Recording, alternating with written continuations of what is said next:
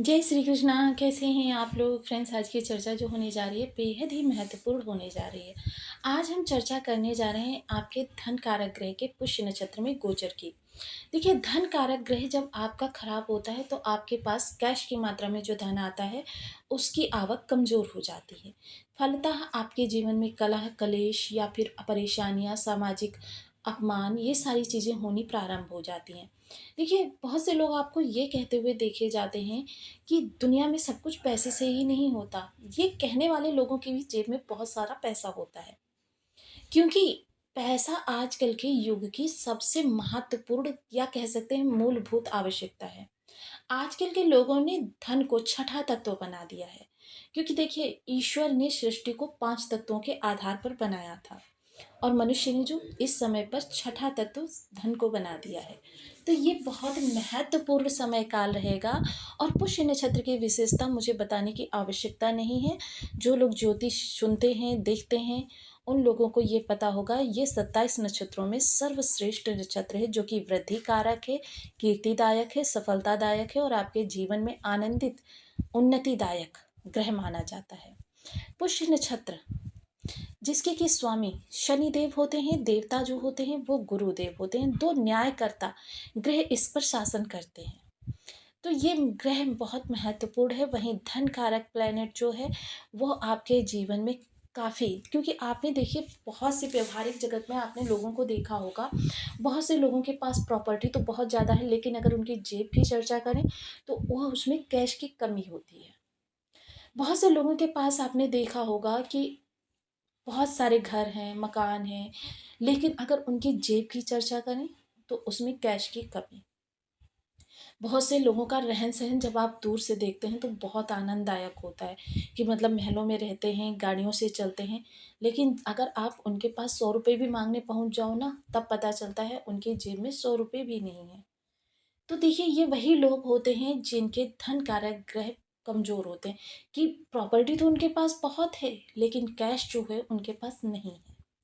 तो देखिए, अब ये जो ग्रह आपका धन कारक ग्रह जाने वाला है, पुष्य नक्षत्र के गोचर में आपके लिए किस तरीके से आपको प्रभावित करने वाला है, इस पर हम पूर्णतया चर्चा करेंगे इस वीडियो में। तो बने रहिए हमारे साथ इस वीडियो में एंड तक, आपको बहुत कुछ जानने के लिए मिलेगा। वीडियो बहुत ज्ञानवर्धक होने वाला है।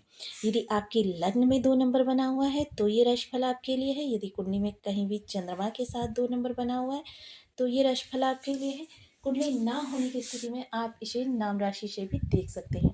यदि अभी तक आपने अपने इस चैनल को सब्सक्राइब नहीं किया है तो प्लीज़ सब्सक्राइब कर लीजिए, वीडियो को लाइक कर दीजिए, चैनल को शेयर कर दीजिए। इससे होगा क्या कि हमारे आने वाले हर वीडियो की नोटिफिकेशन मिल सकेगी आपको सबसे पहले। एक प्यार सा कमेंट करना बिल्कुल ना भूलें। कमेंट से हमें बहुत मोटिवेशन मिलता है, हौसला मिलता है और ये पता चलता है कि आप और क्या जानना चाहते हैं। देखिए, पॉइंट्स भी दे दीजिएगा, क्योंकि पॉइंट्स देने से आपका कुछ नहीं जाएगा, लेकिन हमें बहुत लाभ मिलेगा, सपोर्ट मिलेगा। धन कारक ग्रह यानी कि बुधदेव महाराज, जिन्हें कि कैश का कारक माना जाता है, बहुत महत्वपूर्ण भाव से गोचर कर रहे हैं, पराक्रम भाव से।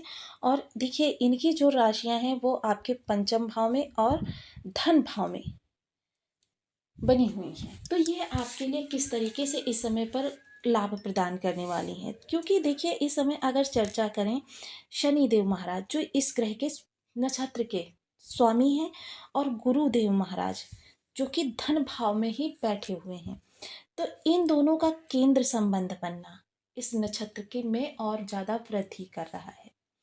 तो इस समय जब बुध देव इस नक्षत्र से गोचर करेंगे तो इस समय सबसे पहले तो आप अपनी जिम्मेदारियों के प्रति जागरूक होंगे कि आपकी कौन कौन सी जिम्मेदारियां हैं और उन जिम्मेदारियों का निर्वहन आपको करना है और उनके लिए आपको किस तरीके से व्यवस्था करनी है, यानी कि धन की व्यवस्था। तो ये सारी चीज़ें इस समय पर आपके अंदर बहुत ज़्यादा, कहते हैं कि ना, अंदर से आंतरिक की मतलब छोटे भाई को गाड़ी चाहिए, तो इस समय आप गाड़ी की व्यवस्था में लग जाएंगे। देखिए, इस समय किया गया आपका छोटे से छोटा प्रयास भी आपको बड़े से बड़ा लाभ देने वाला है।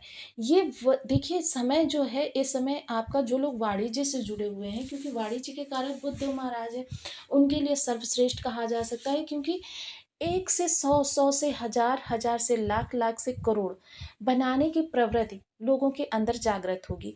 यह वो समय है कि अगर आप कुंडली के दसम भाव के अकॉर्डिंग अपना वर्क कर रहे हैं, तो फिर समझ लीजिए कि इस समय से बेहतर समय कोई हो ही नहीं सकता। और क्योंकि इस समय आप लोगों को अपने छोटे से प्रयास से लाखों, करोड़ों, अरबों, खरबों भी प्राप्त हो सकते हैं। लेकिन जो लोग दसम भाव के अकॉर्डिंग वर्क नहीं कर रहे हैं, उनको भी निराश होने की आवश्यकता नहीं। बुध देव के पास इस समय सभी के लिए कुछ ना कुछ है। क्योंकि लाभ कि देखिए, जिनके दसम भाव के अकॉर्डिंग वर्क कर रहे हैं, बुध के लाभ उनको 100% मिलेंगे। अब ऐसा नहीं है जो लोग दसम भाव के अकॉर्डिंग वर्क नहीं कर रहे हैं उनको बिल्कुल उनको भी 50% लाभ मिलेंगे। तो यह वही समय होगा जब सबके लिए इनके भंडार खुल जाएंगे।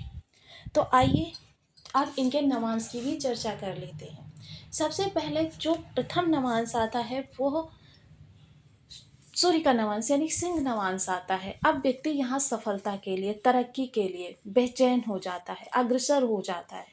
और जब सफलता के लिए बेचैनी उसकी हद से ज़्यादा बढ़ जाती है, तो क्या होता है, अपने कर्म को गति प्रदान करता है। तो समझ लीजिए कि इस समय आप सफलता और ऊंचाई के लिए शासन प्रशासन से जुड़े हुए वर्क करना चाहते हैं, यानी आप कोई शासन प्रशासन से जुड़ी हुई जॉब करना चाहते हैं, तो उसके लिए बेस्ट समय है। या फिर आप जो भी कार्य कर रहे हैं उसके लिए बेस्ट समय है। लेकिन विशेषकर अगर इस समय अधिकारी वर्ग को फेवर में करना चाहते हैं, उनके द्वारा कोई कार्य निकलवाना है, यानी प्रमोशन एक्सपेक्ट कर रहे हैं, वेतन वृद्धि एक्सपेक्ट कर रहे हैं, तो ये सारी चीज़ें आपके साथ होती हुई देखी जा सकेंगी। द्वितीय नवांश की अगर चर्चा करें तो ये बुधदेव का स्वयं का नवांश है। अब बुद्धि आपकी काफ़ी तार्किक होने वाली है। इस समय जो भी आपके प्रभाव में आएगा, संपर्क में आएगा, आपसे प्रभाव हो जाएगा। कि कहते हैं ना, first impression is the last impression. ये वही समय होगा जब आपका एक अमिट छाप लोगों के ऊपर छूट जाएगी और हर व्यक्ति आपसे बार बार मिलने का प्रयास करेगा, आपसे बहाने ढूंढेगा मिलने के लिए, क्योंकि आपकी वाक्पटुता, वाक सिद्धि और आपकी संवाद शैली, ये सभी कुछ लोगों को बहुत ज़्यादा आकर्षित करती हुई देखी जाएंगी। इस दौरान अगर आपको किसी डील के लिए जाना है, या फिर आपको इंटरव्यू देना है, या फिर आपको किसी नए रिश्ते में जाना है, फ्रेंडशिप बढ़ानी है, अधिकारी वर्ग को अनुकूल करना है, मतलब ये सभी कार्य करने के लिए यह समय सबसे बेस्ट कहा जा सकता है।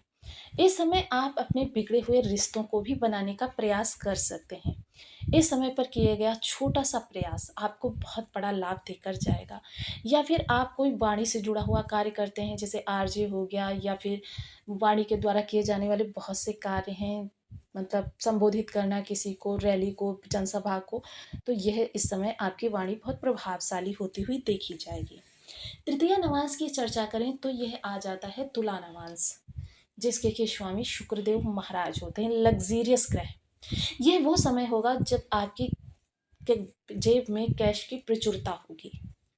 मतलब आप ब्रांडेड चीज़ें खरीदते हुए देखे जाएंगे, स्वयं के शौकीन व्यक्ति देखे जाएंगे, रेस्टोरेंट वगैरह में जाते हुए देखे जाएंगे। मतलब ये सारी चीज़ें आप इस दौरान मतलब अपने आनंद के लिए विलासितापूर्ण जीवन जीते हुए देखे जाएंगे। यह समय काल आपके लिए परम आनंदित होगा, परम मनमोहक कह सकते हैं ना, कि जीवन में जैसे क्षण आप जीना चाहते हैं वैसे ही आपको होने वाला है। यानी कि वर्तमान समय से बेहतर समय। चतुर्थ चरण की अगर चर्चा करें तो चतुर्थ चरण जो है वृश्चिक का नवांश है। जब यहाँ से तो आपने जो अभी तक अर्न किया है, अब उसमें और ज़्यादा और ज़्यादा और ज़्यादा। देखिए, मानव समाज की प्रवृत्ति ही यही है कि उसे जितना मिलता है उसकी महत्वाकांक्षाएं बढ़ती चली जाती हैं, और और कभी ख़त्म ही नहीं होता। कि धन है तो और धन होना चाहिए, मतलब आज लाख रुपए मिल गए तो कल 2 लाख मिलने चाहिए, कल परसों 3 लाख मिलने चाहिए। मतलब ये मानव समाज की प्रवृत्ति है। तो ये और के लिए आप प्रयास करते हुए देखे जाएंगे कि मतलब अभी मेरे पास एक घर है, या छोटा घर है, इसको बड़ा करना है, या एक घर है दूसरा घर भी होना चाहिए, या फिर अभी जो गाड़ी है उससे बड़ी गाड़ी चाहिए।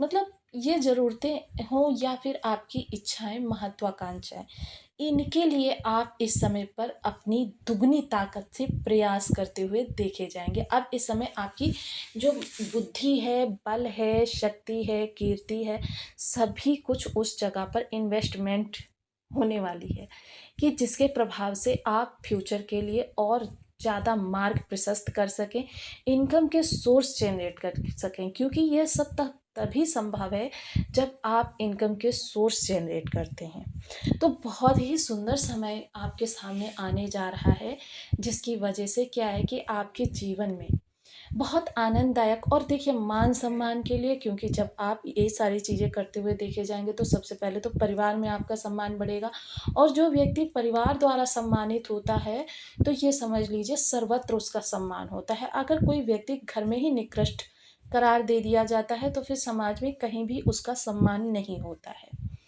यह संसार की एक अवधूत धारणा है। साथ ही साथ अब देखिए कुछ विशेष उपाय, क्योंकि अगर किसी के बर्थ चार्ट में बुधदेव की स्थिति खराब है तो उसके साथ इन्हीं सब चीज़ों में निगेटिव स्थिति आने वाली है, जो चीज़ें हम पहले बता चुके हैं, जिसके लिए आपको कुछ उपाय निरंतर करते रहने हैं ताकि आपके बुध धीरे धीरे अच्छे हो जाएं, और अच्छे हों तब से आपको अच्छे लाभ प्राप्त करें। सबसे पहले ओम भूम बुद्धाय नमः, इस बीज मंत्र का आप 1 माला, 2 माला, 5 माला, 7 माला, 11 माला का जब नियमित अपनी सुविधानुसार करना प्रारंभ करें। माता दुर्गा की आराधना करें। दुर्गा सप्तशती के सिद्ध कुंजिका स्तोत्र का 7 या 9 बार सायं के समय घृत का दीपक जलाकर 6 से 9 के मध्य पाठ करना आपके राहु और बुध दोनों को अच्छा करता है। हरी मूंग साबुत ले लीजिए, सायं के समय से भिगोकर रख दीजिए, प्रातः उठकर इसे पक्षियों को डाल दीजिए। इसे आप रेगुलर बेसिस पर करिए। देखिए जब पक्षी उस मूंग को खाएं तब कम से कम आप वहाँ पास में थोड़ी दूर पर बैठ जाएं, 5 मिनट बैठे रहें, ताकि उनकी ऊर्जा, खाते हुए मूंग की ऊर्जा पक्षियों की जो निकलती है वो आपकी ऊर्जा से टकरा सके। जब ये ऊर्जा आपस में टकराती हैं तो आपकी नेगेटिव ऊर्जा हटती है और वहाँ पर पॉजिटिव ऊर्जा अपना स्थान बनाती है। इसके अतिरिक्त बहन, बुआ, बेटी, इनको आप बुधवार के